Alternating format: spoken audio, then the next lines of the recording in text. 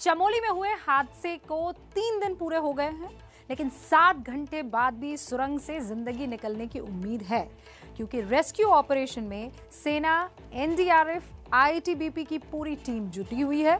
मुश्किलों का मलबा भरा पड़ा है, लेकिन जवानों का जज्बा धीमा नहीं पड़ा है। जमीन से आसमान तक तलाश के लिए हर तरह के औजार, हथियार, टेक्निक को इस्तेमाल किया जा रहा है। ऑपरेशन जिंदगी का ये सबसे ताजा अपडेट आपको अब स्टोरी के जरिए जानने को मिलेगा।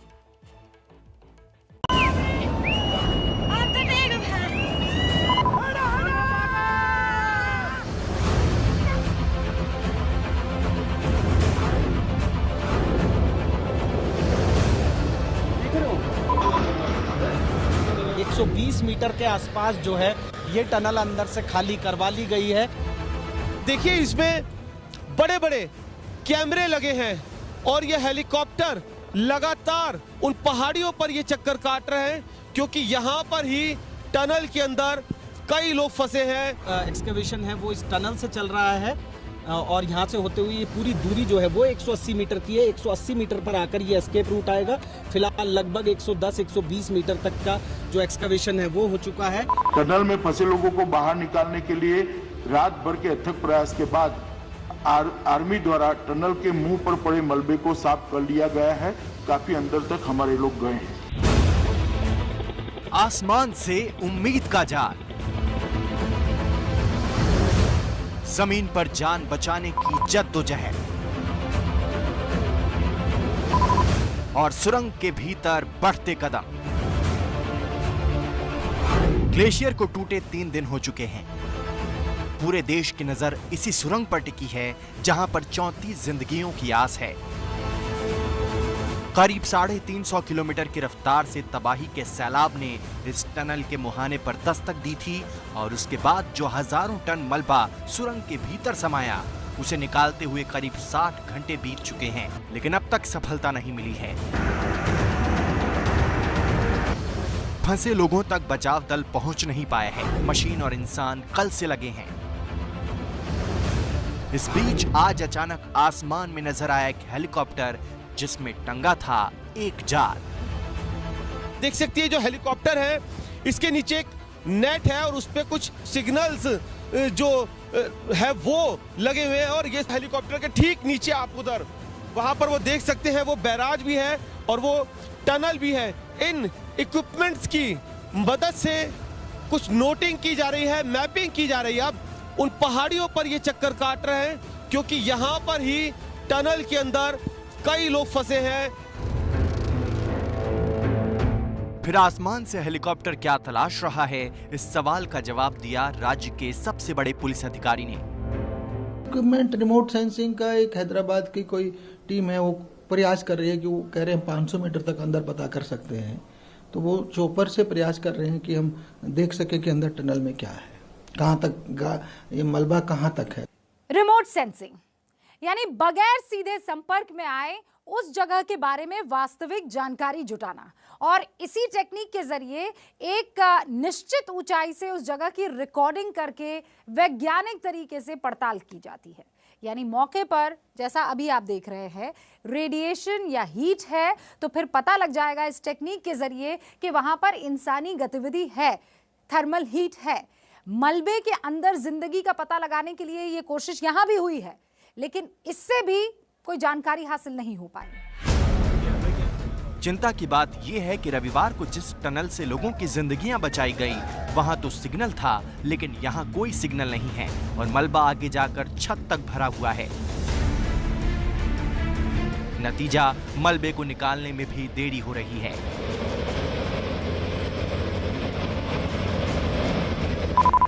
फिलहाल इस मैप के आधार पर रेस्क्यू ऑपरेशन को कामयाब बनाने की कोशिश की जा रही है और इसी मैप में दिख रहा है वो एस्केप टनल, जो उम्मीद की सबसे बड़ी वजह है। एबीपी न्यूज संवाददाता रक्षित सिंह ने कैप्टन हेमंत कुमार से रेस्क्यू ऑपरेशन को समझने की कोशिश की। ये नदी बह रही है, यानी कि जो नदी यहाँ पर बहती है, ये 4 आपके इनलेट्स हैं और यहाँ पर एसएफटी है और यहाँ से जो पूरा ऑपरेशन है इस वाली टनल से यहाँ से जारी है। ऐसे में किस लेवल तक आप एक्सकवेशन अंदर करेंगे? हम जो है अपना मेन एफर्ट ये इनलेट एडिट के ऊपर फोकस कर रहे हैं, जो कि अभी जिसके ऊपर पूरा स्लज भरा हुआ था। अभी यहाँ पर हम तकरीबन जो है 110-115 मीटर से ऊपर चले गए हैं। बाकी हमको आगे विजिबिलिटी भी और है, और हमको जो है 180 मीटर तक पहुँचना है, जहाँ से एक एस्केप टनल और जा रहा था और जहाँ पर जो है लोग इस समय काम कर रहे थे। हमारी पूरी उम्मीद है कि यहाँ पर जो लोग हैं वो सेफ होंगे, जिनको कि हम टाइम से निकालने की कोशिश कर रहे हैं। रेस्क्यू ऑपरेशन कैसे चल रहा है उसी को और उसी के मैप को हमने आपके लिए आसान तरीके से तैयार किया है। ये देखिए स्क्रीन पर आपको इस वक्त ये पूरे सुरंग का जो नक्शा है वो दिखाई दे रहा है। भीतर यहीं पर अभी रेस्क्यू ऑपरेशन चल रहा है। ये पूरा टनल है, यहाँ पर रेस्क्यू ऑपरेशन चल रहा है। आगे की तरफ आपको मैं बता दूं धौलीगंगा नदी बह रही है। ये देखिए यहीं पर वो तूफान भूचाल आया था और एनटीपीसी की इसी टनल में, इसी सुरंग में गाद भर गया था। लेकिन आपको ये बताऊं एनटीपीसी की जो ये सुरंग है इसका काम ही सिल्ट निकालना है, गाद निकालना है। ये टनल जो है वो 3 मीटर चौड़ी है और इसकी पूरी जो लेंथ है वो 240 मीटर लंबी है। और आखिर में आप यहाँ देखिए ये एनटीपीसी की वो मुख्य सुरंग अभी आपको दिखाई दे रही है। फिर आप थोड़ा आगे की तरफ वहाँ सामने आप देखिए आपको कुछ 4 नॉट्स दिखाई दे रहे होंगे, यानी आप समझ लीजिए छोटे जो हैं वो टनल्स ही हैं। ये क्या काम करते हैं, यहाँ से पानी अंदर आता है, पानी के अंदर जमा गाद जो है वो फिर इसमें से निकलता है। पानी जब अंदर आता है तो ये सामने वाली आप टनल देख रहे हैं, ये इसी में वो गाद जो है यानी सिल्ट फिनिशिंग जो है होती है और इसीलिए इसका नाम है सिल्ट फिनिशिंग टनल। आज जो 180 मीटर तक बचाव दल पहुंचा है वो आपको एरो इस वक्त ये दिखाई दे रहा है, ये पीले रंग का। यहीं पर 180 मीटर तक हमारे रेस्क्यू ऑपरेशन पूरा हो चुका है और ये एंड आपको दिख रहा है। कुछ और थोड़ा सा अंदर आने के बाद ये कर्व आपको दिखाई दे रहा है। हुआ ये था कि जिस वक्त आपदा आई यहाँ इधर सिल्ट फिनिशिंग टनल में 34 लोग काम कर रहे थे। यहाँ पर जब गाद अंदर की तरफ आने लगी, ये दिख रहे हैं आपको लोग, हमने यहाँ पर ग्राफिक्स के जरिए, एनिमेशन के जरिए बताने की कोशिश की है। ये जो 34 मजदूर हैं वो इस कर्व में एस्केप टनल के जरिए अपने आप को बचाने के लिए शायद वहाँ पर पहुँच चुके होंगे। इस जगह तक पहुंचने के लिए अब हमारे पास रास्ता ये जो सीधी टनल है वही है, क्योंकि वहां सामने जो वो नॉड्स आपको दिखाई दे रहे हैं वहां भी गाद भर गई है और इसीलिए पूरी जो जद्दोजहद है वो इसी टनल के जरिए जो मुख्य टनल की तरफ रास्ता पहुंच रहा है इसके जरिए आने की है। सेना के साथ साथ आईटीबीपी, एसडीआरएफ और एनडीआरएफ ऑपरेशन में जुटे हुए हैं तो बाहर लापता लोगों के परिवार की उम्मीद टूटती जा रही है, क्योंकि हर गुजरते घंटे के साथ रेस्क्यू ऑपरेशन बहुत कठिन होता जा रहा है।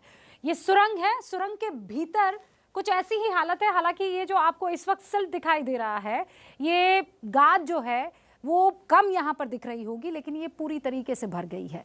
आगे की तरफ और अगर जाएं तो ये दीवार छू रही है, छत छू रही है।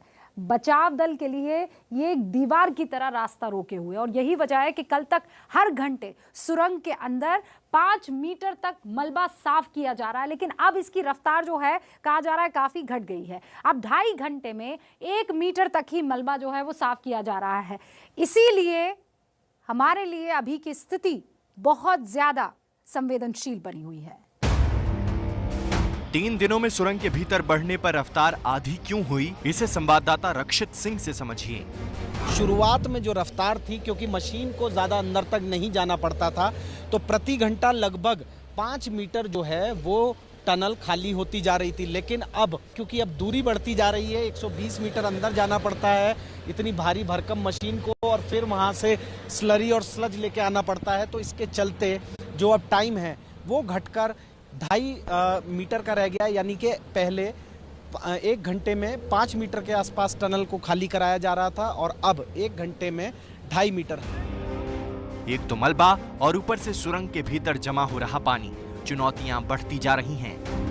एनटीपीसी के इस पावर प्रोजेक्ट की सुरंग में जब सामान्य दिनों में खुदाई का काम चल रहा था तो रोजाना 3000 लीटर पानी 2 बड़े पंपिंग सेट के जरिए बाहर निकाला जाता था। ये वो पानी है जो पहाड़ों से रिसता था और सुरंग में जमा होता था। पहाड़ों से पानी तो रिस रहा है, लेकिन पंपिंग सेट बंद है, यानी 3000 लीटर पानी सुरंग में रोजाना भर रहा है और 3 दिन में अब तक मलबे के साथ 9000 लीटर पानी भी भरा होगा। कहीं घुमावदार टनल है, तो इसलिए ऑक्सीजन की कमी नहीं होनी चाहिए, एक पॉइंट। दूसरा पॉइंट, पानी चूंकि चाहे मलबा भी आया हो तो साथ में पानी भी तो आया ही होगा, तो कहीं ना कहीं पानी थोड़ा बहुत तो स्टोर होगा ही। तो इसलिए मुझे लगता है ये दोनों चीज़ें तो होगी, पर यही है कि अगर वो पहले झटके में मलबे में दब गए होंगे तब तो बचना मुश्किल है, किंतु अगर वो कहीं उनको रश करने का मौका मिला होगा जहाँ तक मलबा नहीं पहुँचा या लेवल चेंज करके, तो वहाँ उनके बचने की संभावना है पूरी। चमोली में जिंदगी बचाने की जंग चल रही है, तो दिल्ली से गृह मंत्री अमित शाह ने भरोसा दिलाया कि हर संभव प्रयास किए जा रहे हैं। एनडीआरएफ की 5 टीमें घटनास्थल पर पहुंच चुकी है और राहत और बचाव अभियान में लगी हुई है। आर्मी की 8 टीमें, जिसमें एक इंजीनियरिंग टास्क फोर्स भी शामिल है, घटनास्थल पर बचाव कार्य कर रहा है। एक मेडिकल कॉलम और 2 एम्बुलेंस भी घटनास्थल पर तैनात है। नेवी की एक गोताखोर टीम भी घटनास्थल पर तैनात की गई है। एयरफोर्स के 5 हेलीकॉप्टरों को भी इस कार्य में लगाया गया है। जोशीमठ में भी प्रशासन द्वारा एक कंट्रोल रूम स्थापित किया गया है। रेस्क्यू ऑपरेशन के दौरान ही पता लगा कि सुरंग के भीतर एक स्कॉर्पियो, एक बोलेरो और एक जेसीबी मौजूद है, यानी इन गाड़ियों से मजदूर, अधिकारी, कर्मचारी भीतर गए होंगे और माना जा रहा है कि इस वक्त भी वो गाड़ियों के भीतर सुरक्षित होंगे। और देखिए, आपकी दुआओं की अभी सख्त ज़रूरत है, क्योंकि एक अच्छी खबर आए कि रेस्क्यू ऑपरेशन जो है वो कंप्लीट हुआ और सक्सेसफुल हुआ। हम सब इसी का इंतज़ार कर रहे हैं।